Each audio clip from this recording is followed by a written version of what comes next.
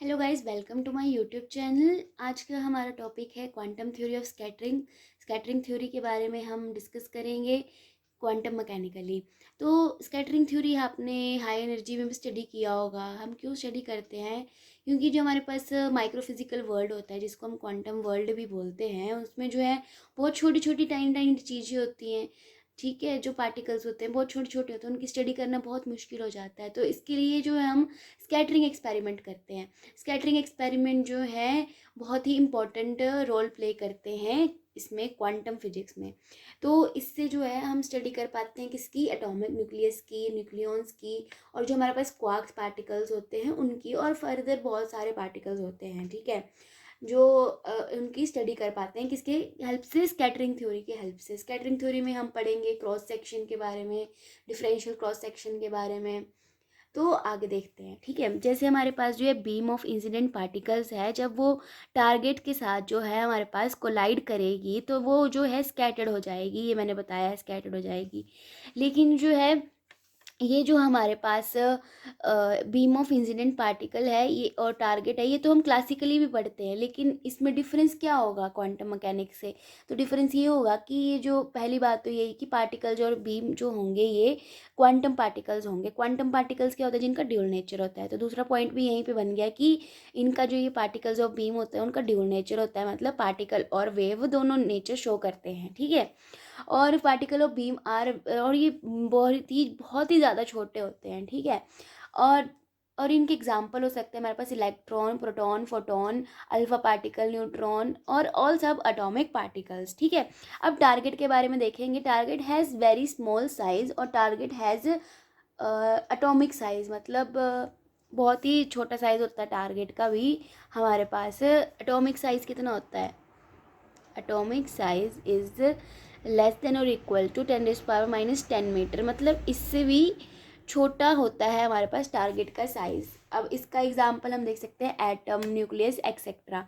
अब इतने सारे जो हमारे पास बीम ऑफ इंसिडेंट पार्टिकल्स है, अब इन सब की स्टडी तो कर नहीं सकते हम तो, लेकिन हम एक सिंगल पार्टिकल सिंगल पार्टिकल की बीम लेंगे जो हम टारगेट्स के साथ कोलाइड कराएंगे। ठीक है, तो अगर सिंगल की स्टडी करना हमारे लिए आसान रहेगा एज़ कम्पेयर टू बहुत सारी बीम ऑफ पार्टिकल्स।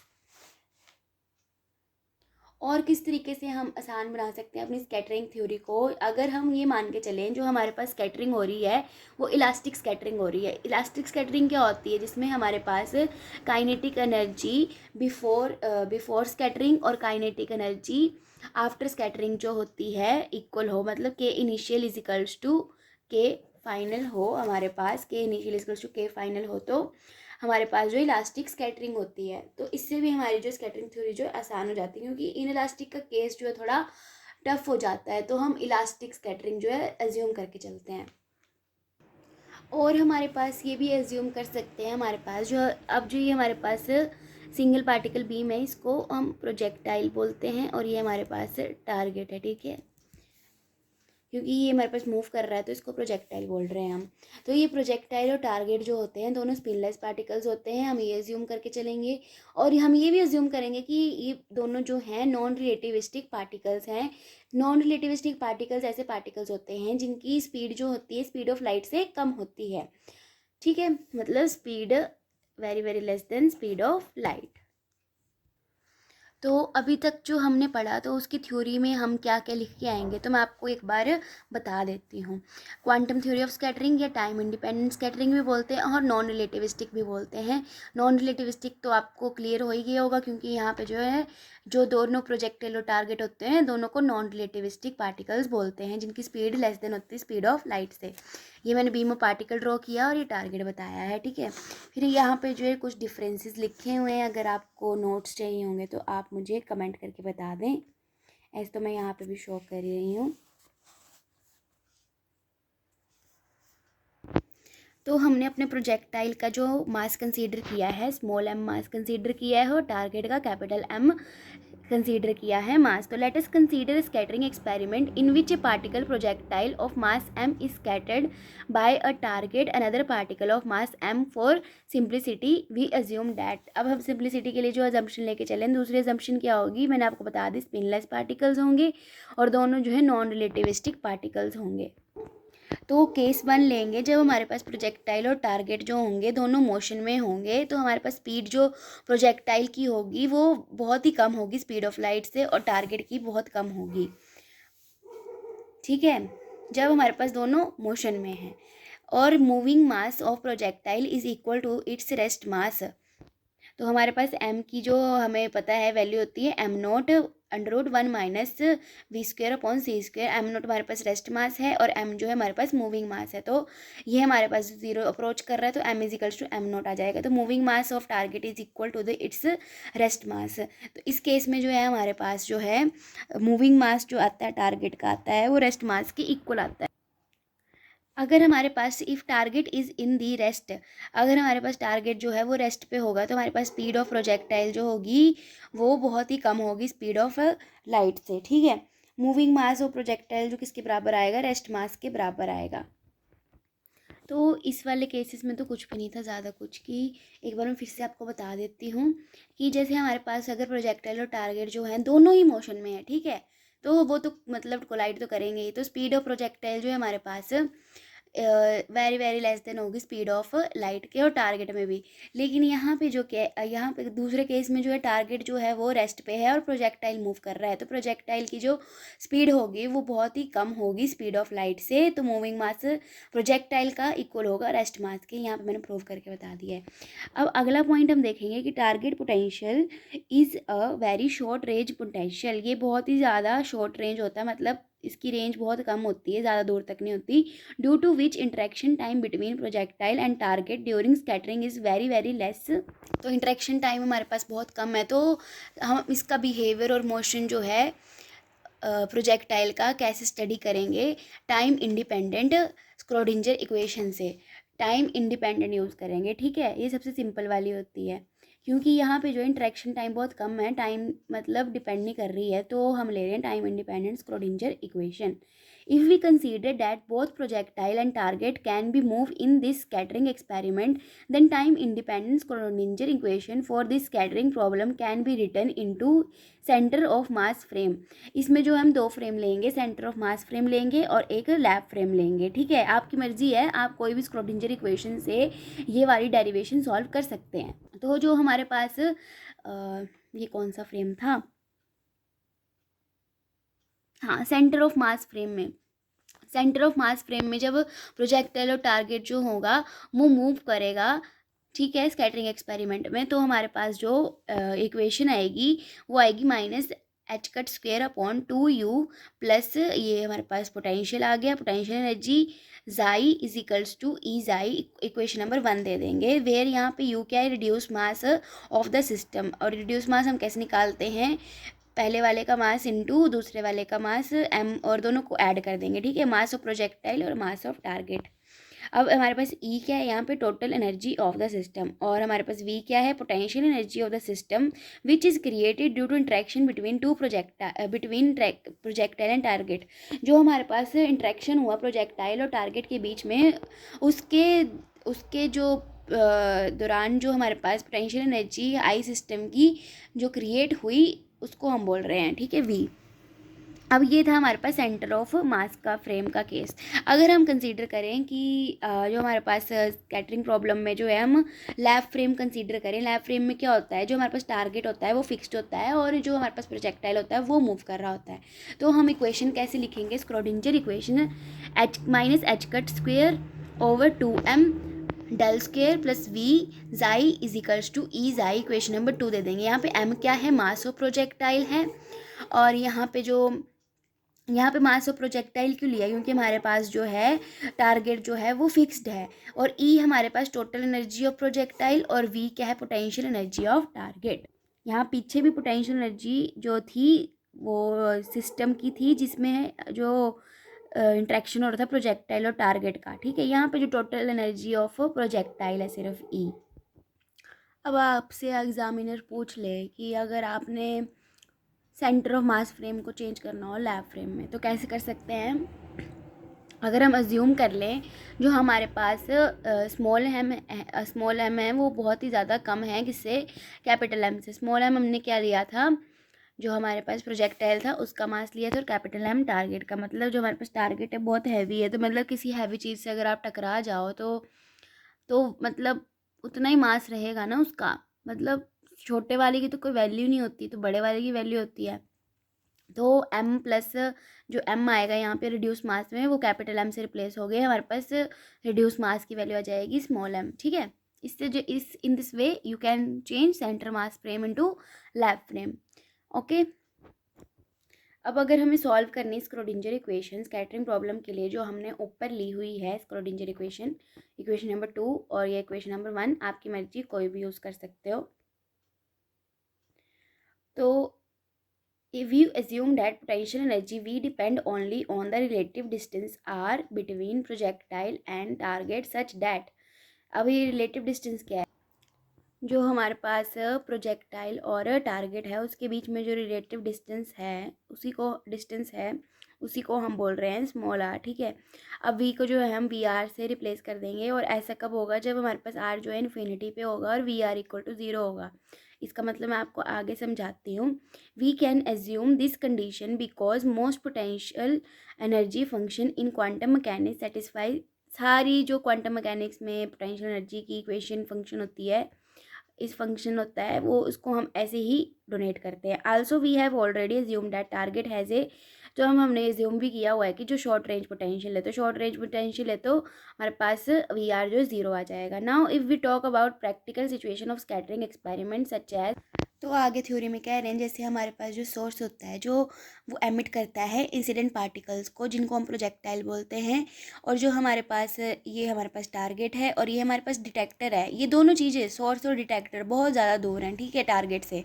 जो टारगेट का हमारे पास क्या होता है, पोटेंशियल होता है, पोटेंशियल एनर्जी होती है किसकी, टारगेट की, वो बहुत ही, और जो शॉर्ट रेंज भी होता है, तो ये इतना मतलब दूर नहीं पहुंच सकता ना डिटेक्टर से तक ना सोर्स तक। ठीक है, ये लिखा हुआ है मैंने थ्योरी में कि we know that source which emits incident particles, source जो है इंसिडेंट पार्टिकल्स को एमिट करता है, और डिटेक्टर जो है ऑब्जर्व करता है स्कैटर्ड पार्टिकल्स को। दोनों जो हैं बहुत दूर हैं किससे, टारगेट से, आर टेंड्स टू इन्फिनिटी। ठीक है, मीन्स इंसिडेंट पार्टिकल और स्कैटर पार्टिकल दोनों जो है ज़ीरो पोटेंशियल एनर्जी फील करेंगे। मतलब जो हमारे पास टारगेट था, जो उसकी पोटेंशियल एनर्जी थी टारगेट की, उसकी रेंज के दोनों बाहर हैं, तो दोनों कुछ फील नहीं कर पाएंगे, दोनों इसके दिल से बाहर है। ठीक है, ऐसे समझ लो।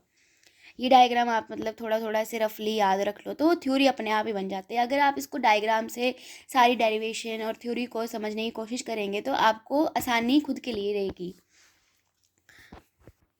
तो यही लिखा हुआ है, scattered particle both feel zero potential energy that is V are equal to 0। मैंने आपको बताया था, आपको इसका फिजिकल सिग्निफिकेंस बताऊंगी, मतलब बताऊंगी कि आर टेंड्स इन्फिनिटी का मतलब फिर V are equal to 0 if, जो पीछे हमने कंडीशन लिखी। ठीक है, यूज़ करेंगे हम इसको। ठीक है, अब so both incident particle as well as scattered particle behave like free particle, मतलब ये जो हमारे पास स्कैटर्ड और इंसिडेंट पार्टिकल है वो एक फ्री पार्टिकल की तरह बिहेव करेंगे। So Schrodinger equation for incident particle, Schrodinger equation लिखेंगे हम इंसिडेंट पार्टिकल के लिए।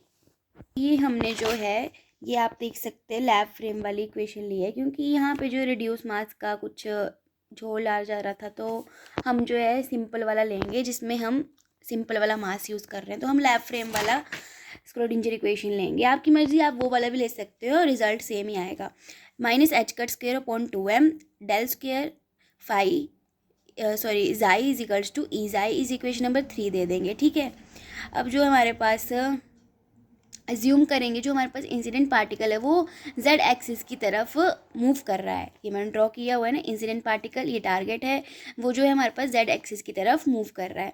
तो हम जो है इसको इक्वेशन को जो है जेड एक्सिस के लिए लिखेंगे। हमें पता है डेल स्क्वेयर क्या होता है, del square equals to curly square x square plus curly square y square plus curly square z square. ये दोनों तो 0 0 हो गए, तो हमारा तो जो है जो इंसिडेंट पार्टिकल है वो जेड की तरफ है। तो हम यहाँ पे क्या लिखेंगे, तो यहाँ पे डेल की जगह हम D square by D Z square भी लिख सकते हैं और करली बाय करली भी लिख सकते हैं, आपकी मर्जी है, ठीक है।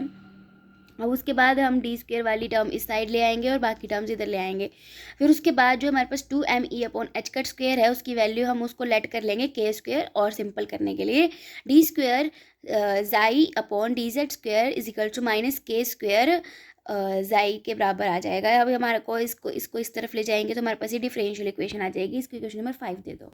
अब ये डिफरेंशियल इक्वेशन को सॉल्व कैसे करेंगे, पहले हम इसका वेव फंक्शन लेंगे। तो वेव फंक्शन हम क्या लेंगे, e⁻mz लेंगे। इस इक्वेशन नंबर 6 दे दिया। अब हम इस वेव फंक्शन को जो है डेरिवेटिव लेंगे, फिर डबल डेरिवेटिव लेंगे। फिर उसके बाद जो है इसके डबल डेरिवेटिव को, ये e⁻mz क्या था हमारे पास, वेव फंक्शन ही था, तो m स्क्वेयर जाई आ गया। अब इसकी जो वैल्यू हम इक्वेशन नंबर 5 में पुट कर देंगे। तो 5 में पुट करने के बाद हमने देखा तो m square plus k square जाई इज इक्वल्स टू 0 आ जाएगा। जाई तो वेव फंक्शन तो कभी 0 होगा नहीं, वेव फंक्शन कुछ ना कुछ तो वैल्यू, यही तो हमने फाइंड आउट करना है, वेव फंक्शन ही फाइंड आउट करना है हमने, ठीक है। तो इस वेव फंक्शन तो वैल्यू की 0 नहीं होगी, तो क्या 0 होगा आपके पास, m square plus k square equal to 0।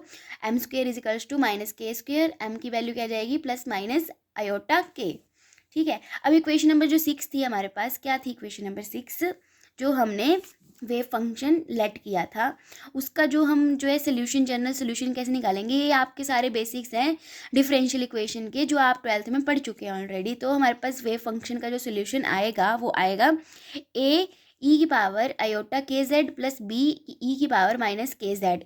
आप ये जो चीज़ें हैं याद रखना, ये बहुत ज़्यादा यूज़ होंगी, ठीक है। इस इक्वेशन नंबर 7 दे दो। यहाँ पे a और b क्या है हमारे पास, अननोन कांस्टेंट हैं। यहाँ पे हम जानते हैं जो हमारे पास e⁻ik z है वो फंक्शन जो रिप्रेजेंट कर रहा है कि पार्टिकल जो है पॉजिटिव z एक्सिस पे और ये नेगेटिव z एक्सिस पे है। तो आपको तो पता है कि यहाँ पे तो सिर्फ एक ही एक्सिस है, पॉजिटिव z एक्सिस लेके चले हुए हैं। तो यहाँ पे जो हमारे पास टर्म होगी -i⁻k z वाली, उसको हम नेग्लेक्ट कर देंगे और पॉजिटिव e⁻i⁻k z वाली लेंगे। तो जैसे कि मैंने कहा था, सिर्फ हम इसकी आयोटा के जेड वाली वैल्यू लेंगे तो ये हमारे पास क्या आ जाएगा, इंसिडेंट पार्टिकल के लिए वेव फंक्शन आ जाएगा। Where psi incident is equals to this wave function represent incident particle in scattering experiment when target is far away from it, जब हमारे पास टारगेट जो है बहुत दूर है। अभी हमारे पास जो है k की वैल्यू थी, k क्या होता है हमारे पास है वेव वेक्टर या प्रोपगेशन वेक्टर भी बोलते हैं हम इसको, 2me/h²। ये हमारे पास इक्वेशन नंबर 4 से आया। तो हम स्फेरिकल पोलर कोऑर्डिनेट्स में आपने पढ़ा हुआ है, ये जैसे x एक्सिस है, ये y, ये z, ये हमारे पास r है तो r थीटा फाई, ठीक है। ये हमारे पास r लिखा हुआ है xi cap plus yj cap zk cap, ये आपको नोट करने की ज़रूरत नहीं है, ठीक है। वैसे हम k को भी लिख सकते हैं kxi cap plus kyj cap plus kzk cap. यहाँ पे x और y तो 0 हो जाएंगे, लेकिन हम kz वाला लेंगे टर्म, ठीक है। Since incident particle is moving, जो हमारे पास इंसिडेंट पार्टिकल है वो z एक्सिस की तरफ मूव कर रहा है, ठीक है। तो हम एक्सप्रेस कर सकते हैं वेव फंक्शन को, हम k की फॉर्म में लिखेंगे। तो k क्या हो जाएगा हमारे पास, इसको हम लिख सकते हैं k vector is equals to k का मैग्नीट्यूड इंटू k का यूनिट वेक्टर। तो यहाँ पे k का जो कैप लिखा हुआ है उसकी जगह हम z कैप लिख सकते हैं। तो k का जो हम लिखेंगे वेक्टर फॉर्म को, यहाँ पे k लिख सकते हैं मैग्नीट्यूड फॉर्म और इसकी कैप वाली फॉर्म यूनिट वेक्टर मतलब, और यहाँ पे z लिख देंगे, ठीक है। अब k डॉट r कैसे निकालेंगे हम, तो यहाँ पे r की जगह हम क्या लिख सकते हैं, k कैप लिख सकते हैं, सॉरी k की जगह हम क्या लिखेंगे, k कैप लिखेंगे और डॉट प्रोडक्ट r आपको पता है xi cap plus yj cap plus zk cap. अब k डॉट r की वैल्यू क्या आ जाएगी हमारे पास, kz आ जाएगी, क्योंकि यहाँ पे जो है ये दोनों तो 0 हो जाएंगे, लेकिन यहाँ से मल्टीप्लाई करेंगे तो kz आ जाएगा। मतलब यहाँ पे देख सकते हो ना, के कैप है तो के जेड आ जाएगा। तो यहाँ पे जो इंसिडेंट की इक्वेशन आ जाएगी हमारे पास आयोटा के डॉट आर। इन शॉर्ट मैंने यहाँ पे के जेड को सॉल्व किया और के जेड की जगह क्या लिख दिया, के डॉट आर। आप डायरेक्ट भी याद कर सकते हैं जब आप डेरिवेशन करेंगे, इसकी करने की ज़रूरत नहीं है, पर आपको नॉलेज के लिए बता रही हूँ। तो ये था हमारे पास, हमने इंसिडेंट को फाइंड आउट किया, उसके वेव फंक्शन को। आगे फर्दर हम स्कैटर्ड वाला पार्ट जो है डिस्कस करेंगे, वो आप नेक्स्ट वीडियो में देख सकते हैं। अभी जो है बहुत लंबी वीडियो हो गई है, तो thank you, have a good day.